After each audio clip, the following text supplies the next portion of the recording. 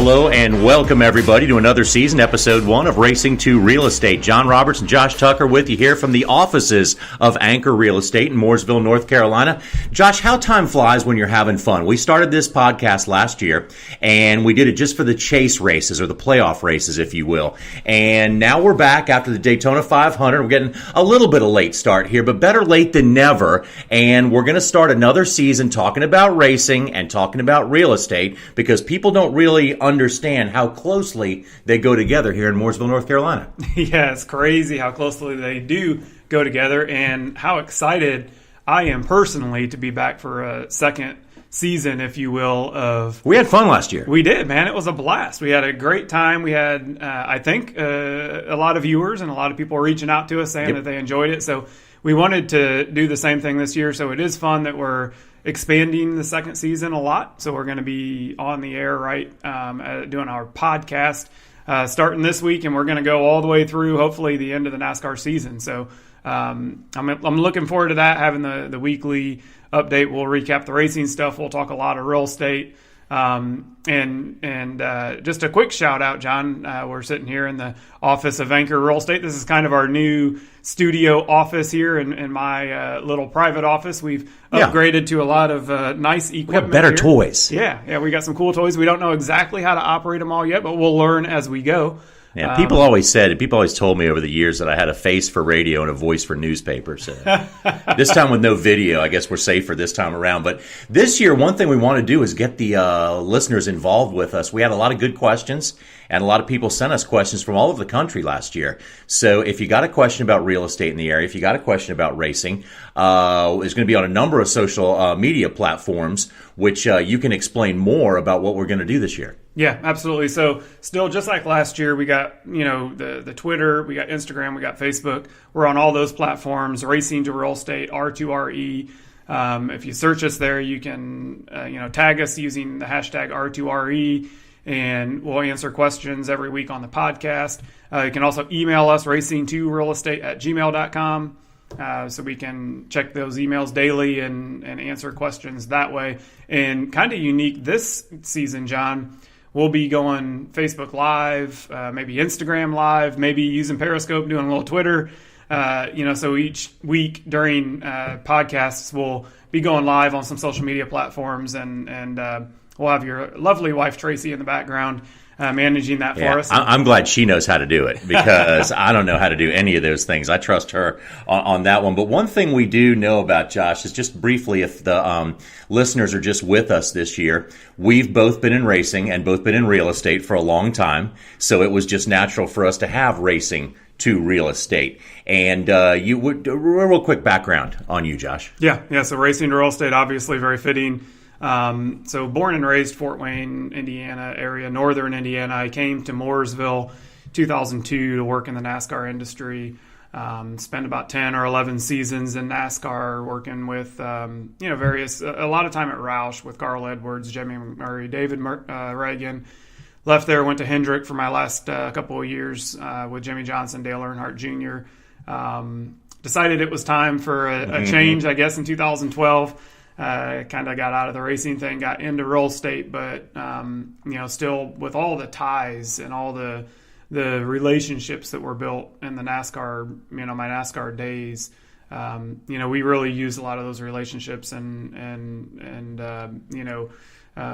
ties that were built over all them years in our real estate business. So we're still doing a lot of business with folks in NASCAR, and that's a entity or an industry that has a lot of vendors. So we do a lot of business with vendors of NASCAR, with people in the industry. It's a big community. It is. It's a huge community, and it served me well, both working in it and now doing the real estate thing, and kind of still staying connected with all those people that I built relationships with and friendships with over all the years. So that's kind of a quick background on me, and specific questions, feel free.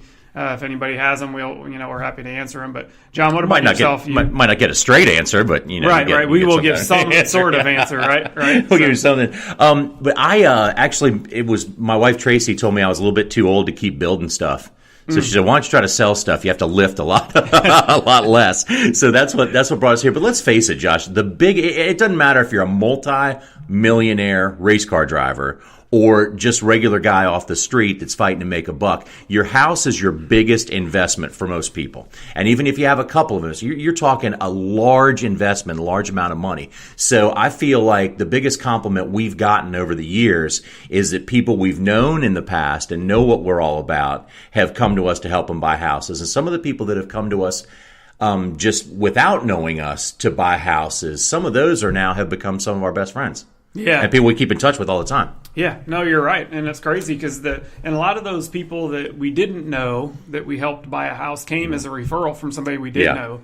And that's the whole thing of real estate. You just biggest compliment. And you just keep on growing your base, you know, and you know, you have a good friend that refers you to somebody that you don't know, and you help that person, and they become a good friend, and then they refer you to somebody that you don't know that's a good friend of theirs, and you know, it's kind of a vicious circle. But you know, that's the awesome thing about real estate is that it's all about networking and getting to know people, and you know, that's what makes it so much fun, you know, for me. Yeah, exactly. And what's also fun is what we do every morning. The first thing we do every morning is we get up and we start looking at the indicators. We start looking at what we call the hot sheets, what's available, and we really kind of pride ourselves on knowing exactly what's for sale, what's been sold, what it's sold for, and what the trends are, because this thing is fast moving.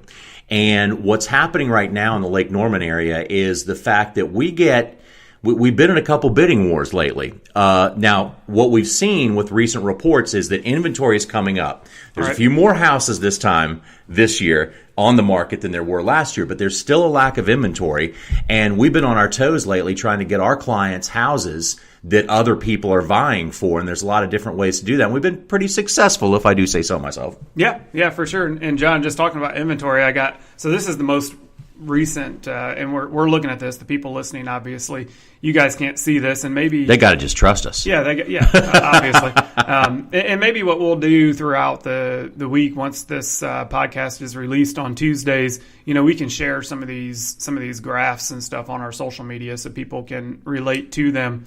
But you know, just talking about inventory. There's a slide here, and this is ending February 16th, 2009, so a little over a week ago. But, you know, just comparing, you know, the week ending February 16, 2019, compared to 1 year ago, you're right. The activity, the inventory is a little lower, about 0.03%. But this is the graph that really caught me, the historic inventory activity. So if we go back, you know, even into 2010, where we had extremely high, 2008, 9, 10, we had high inventory, over 33,000 units on the market for sale. Going all the way forward to today, this is a downward graph, obviously. Yeah. You know, we're ending with just over 9,000 units on the market for sale.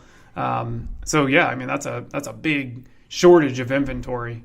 You know, looking at a couple of other of these quick slides, just looking at the amount of new listings, you know, that we're seeing week to week. We're starting to see, you know, obviously early February, you know, middle of February down 2.7%. Most recent week down 1.2% in terms of new listing activity. But that's normal, right? February, January, February is always low for listing activity. And looking at the historical view, we see that, you know, the most listings are put out April, May timeframe, you know? Yeah, and that's just a fact of the matter with real estate is people, you know, families tend to move in the summertime. And people, when you get around the holidays, people just kind of put it up in park. It starts at Thanksgiving. And there's this now, not to say that we didn't do a lot of work throughout November and December. There were people moving. There were houses being closed on. But what happens is people just get more active when it comes to moving because the in-laws have gone home now, and you're back to your normal routine. And so we start seeing more houses listed, and the market just tends to pick up, and it tends to hop when it comes to springtime. And over the years, the Charlotte area market, especially Lake Norman, has never really seen that huge of a slowdown. But every year, technically, and almost like clockwork, it picks up when it gets warmer. I mean, we've been hiding in the you know, everybody's been hiding from the rain and hiding from the snow and ice, and now all of a sudden the sun's out, it's warm again. People want to venture out and start looking at stuff. Right. Yeah, absolutely. And I wouldn't say that, and not that you did say this, but one important thing to note for people out there that are considering, selling property, just because it's November, December, don't mean that you can't sell. I mean, I just sold my personal lake home, and the day after Christmas, we closed. So there's definitely still business out there and later in the year, but you're 100% right. People get tired of being cooped up all winter long. They want to get out of their homes, and come March here around Lake Norman, at least it's we're starting to see some nicer days, some warmer weather. And makes us all happier. It does. People want to get out, and what better way to spend your time other than looking at some cool houses that are coming on the market. And sellers know that. Sellers know buyers are out in full force in March and April and May, and they know that that's a good time to list and get their home in front of people. So absolutely there's hot times, like you said. I think historically, looking back at it since 2013, when we started seeing this market shift out of an extreme buyer's market through the recession and into a seller's market, we haven't really had them big slowdowns. I think looking back over the last 4 or 5 years, even the winter months and the fall months, we've stayed pretty busy. But I think that as the cyclical cycle starts to take shape, and we're starting to already see some trends going from a seller's market kind of cooling off on the seller's market, and it'll start trending to a buyer's market. And I think once that happens, we'll start seeing some of them more historical trends of inventory and of days to close and things like that get back to our normal range. And when it's in that range is when your fall time and your winter months, you see a bigger slowdown. Yeah, exactly. And a lot of people have asked us, we get this question all the time about interest rates. Interest rates, did because of the improving economy. The Fed has to raise interest rates to stave off inflation is what it basically is. But if you still look at interest rates, they've come up. We've had 3 raises so far. We had 4 in 2018, right, and haven't had one yet in 19. But there is forecast that there is going to be one. But people get pretty nervous at that, Josh. But when you still look at the overall, it's still at a historic low. And a lot of the mortgage people out there have great programs that, interest rates did kick up a little bit, and it could mean a few more bucks here and there, but in the grand scheme of things, in our lifetimes, we're still at historic lows.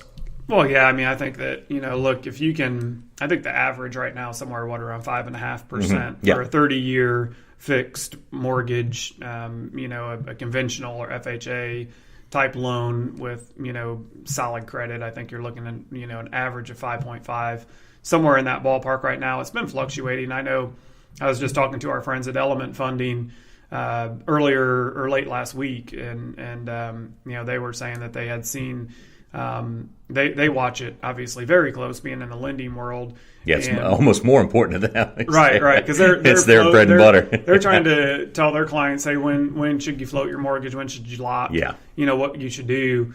And they were saying that they were floating some rates because they were anticipating rates to go down some last week, and they did. Yeah. So it's still hovering, but I agree with you that historically 5.5% on a 30-year fixed mortgage, if we look at this thing over the course of 50 years, that's a crazy low number, right? There were people in the 1980s that were paying 10, 12, 13%. Yep, 13%. On interest. Yeah. So imagine that. You're talking about almost a third. If you go 13%, you're talking about sometimes when you get into the 4s with certain programs get you down there. Yeah. You're about 1/3 of the interest. And that's why homeownership is it's been the way to go, and it will long be the way to go in terms of getting a bang for your buck, because if you can make 5% on your money somewhere, go take it there and do a mortgage at 5%, and then you come out ahead in the long run. Yeah, and the beautiful thing about it is with real estate, it's one of the only investments that you can have where you can leverage your money so much. Yep. You can take, in certain situations, you can finance 95%. Yep. So if you have, let's just say for instance, you're buying a $200,000 house, well, you can only take 5% of that in cash, and you can buy the house. And there aren't too many other investments. You can't go to Apple and say, hey, I want to buy $200,000 worth of stock, but I only got $7,500. Nope. You cannot do that. You can't do that, right? So real estate's a unique asset that you can really leverage your money, and that makes it great for investors. You know, so anybody that is looking for rental properties or that is looking to, expand a portfolio or get into the investment of real estate, it can be a great investment because you can really leverage your money and get more with it. And with today's interest rates, you're crazy not to. Like you said, if you can finance something at 5%, why wouldn't you go out and finance something for 5%? You're not going to make, you're not going to make much more than that if you put it into a investment account through the stock market or something like that. So. Absolutely. And if you look at it this way, on average, now I'm not saying that every house is this way, but if you take the average of homes in our little area here, the greater Charlotte metropolitan area, over the past couple of years, they have generally appreciated in value 8%. Now, that's not saying every house, just the average house. Right. Because you could lose, you could gain more, could lose more. Yep. But on average, so are you shrewd enough to go to the stock market or go to investments and earn 8%? No, not too many people are. You're pretty dang happy if you're getting 5. Right. Or sometimes 4, you're pretty good. So the investment in the house is still a pretty strong one. But okay, big gear shift coming here, Josh.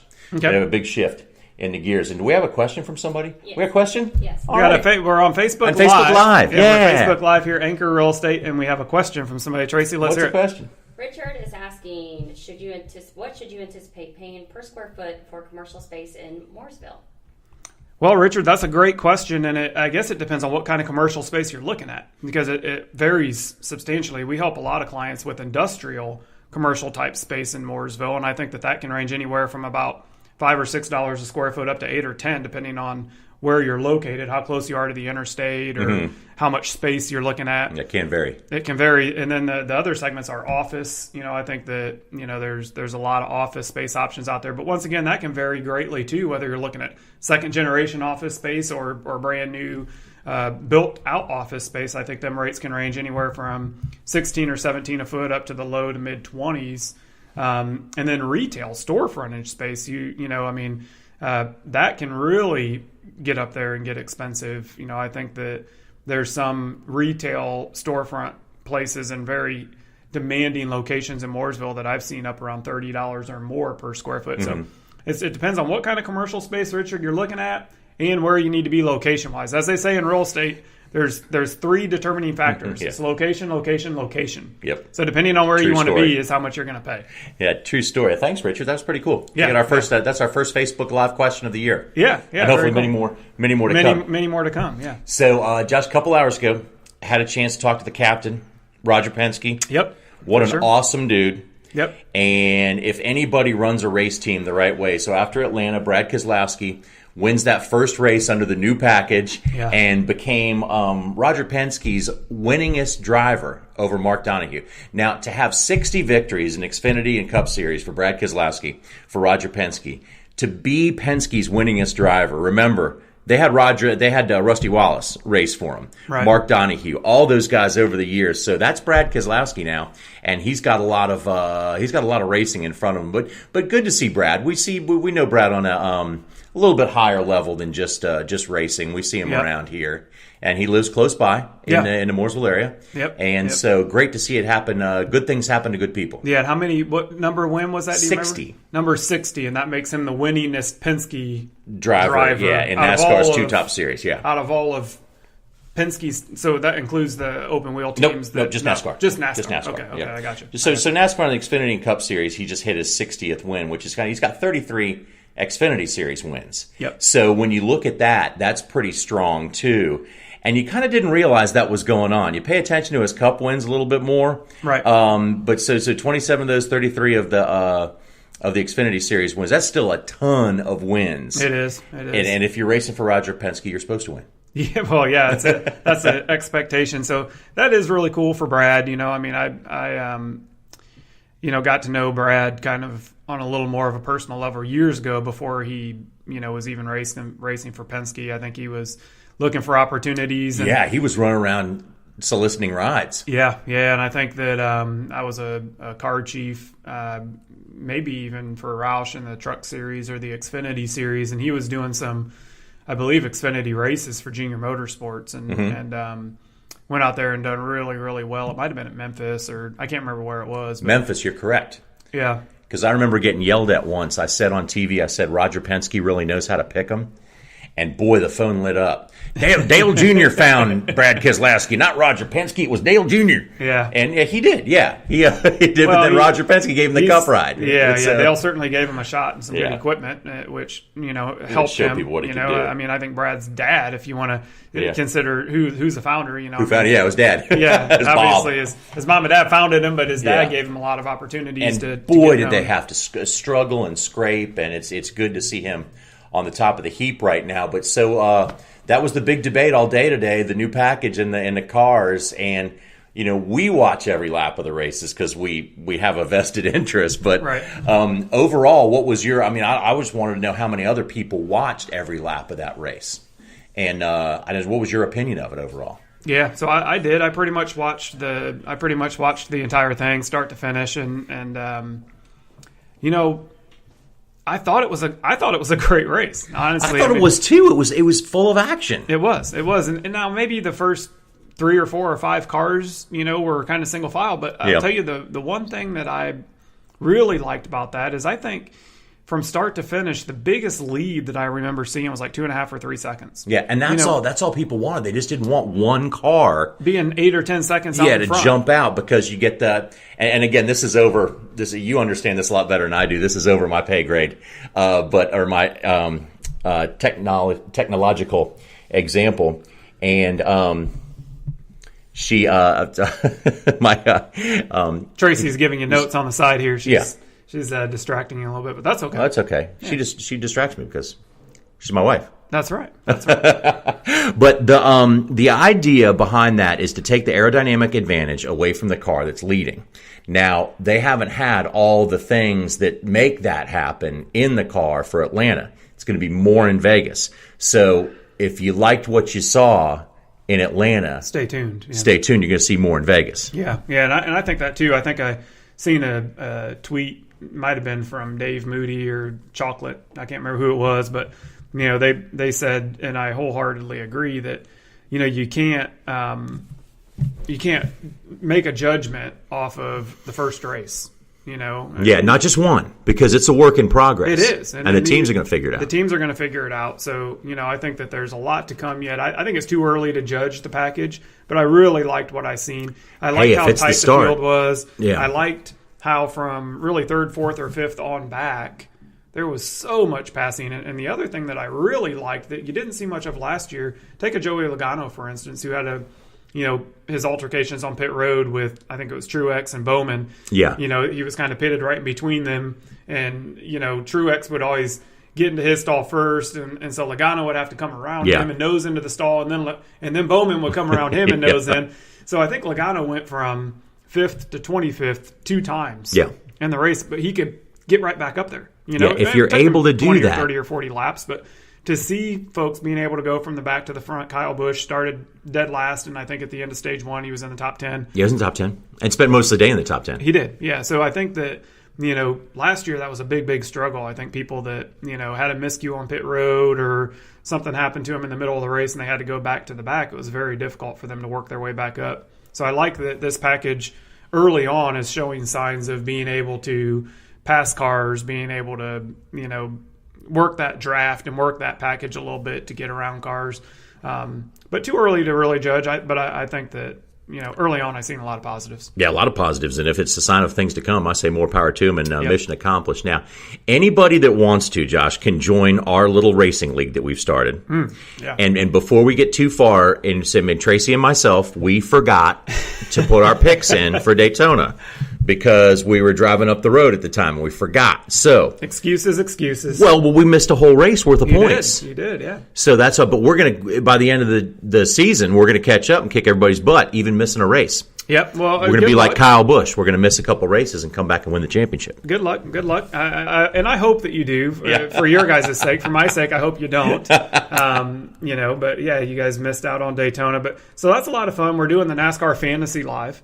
So, we've created a league. It's Anchor Real Estate. I think we've got 14 or 15 people signed up and playing on it right now. We're allowed to have up to 100. So we want to get a bunch more people signed up. So if you want to sign up, if you're out there listening and you want to have some fun with us every week, part of the NASCAR Fantasy Live thing, just go to NASCAR.com. There's a link on their homepage there that says Fantasy Live. If you click on that, you'll be asked to log in. You create your little account. While you're creating your account, it'll ask you if you want to join a league. And so you select that you do want to join a league. You start typing in our name, Anchor Real Estate. Our league should pop up. Join that league. I think our password is Anchor with a capital A. So capital ANCHOR _NASCAR. All of NASCAR is capitalized. Then _ 2019 is our password. And you can join our league. And it gives us a little fun. We put some weekly updates out there on our Anchor Real Estate social media about who's winning. Well, especially the people that are leading. They put theirs out. Well, yeah. We're not saying anything yet. We haven't mentioned your guys' name yet because you guys have scored 110 points in 2 weeks. Yeah, it's like we didn't qualify or something for the first race. Yeah. And have to catch up. But it happens. And then even not trying to throw too much shade here, John, but I mean, even your picks at Atlanta, I don't know what they were. We don't get, other people don't see your roster, but you scored last at Atlanta. But, yeah, we did.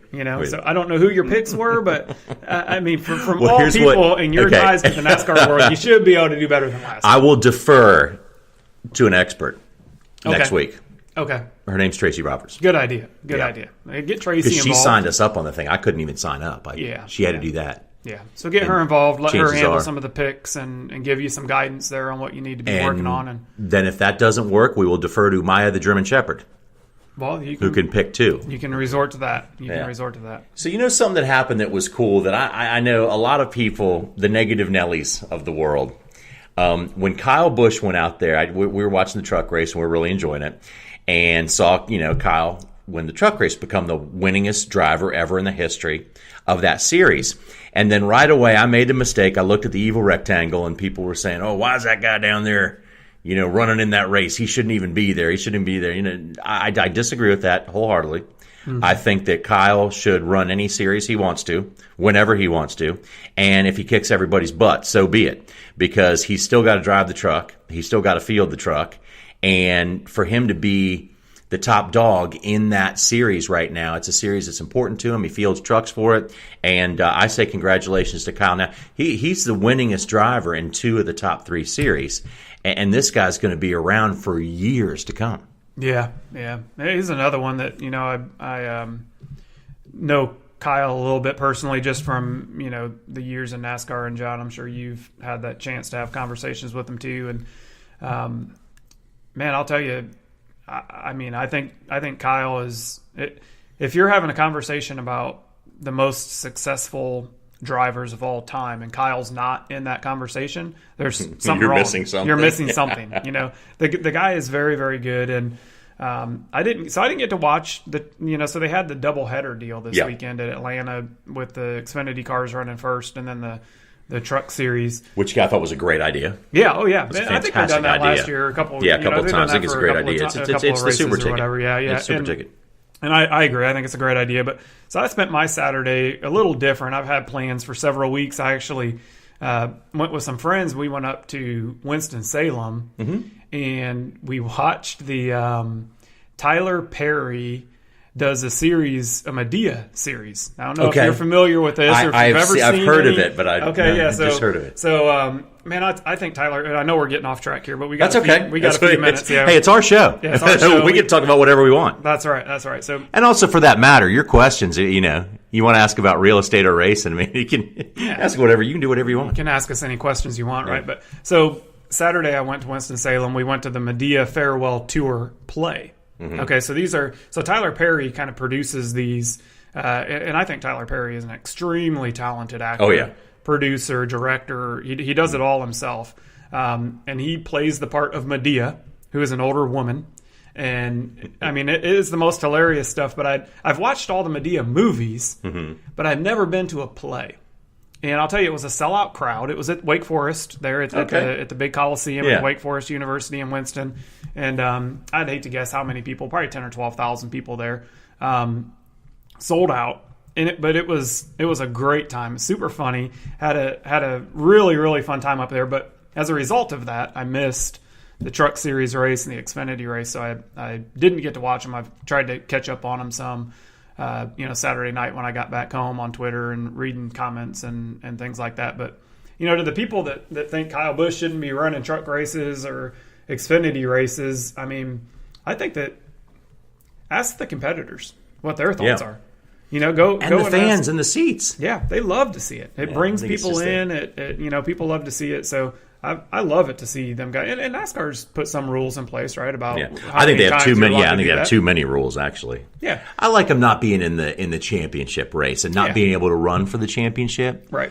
I thought that was the only good step they made, was saying at the beginning of the season you must declare which series you're going to run for the championship in. Mm-hmm. And then when you go to run in that race, you can run it, you can win it, but you ain't getting any points for it. The points are going to the regular season competitors. Yeah. But other than that, I don't think they should have any restrictions. Yeah. So you would be okay with a Kyle Busch or Brad or Joey or any of them running every regular season race if they wanted to? If they wanted to. Yeah. Go ahead and do it. Yeah. I say yeah. And they should.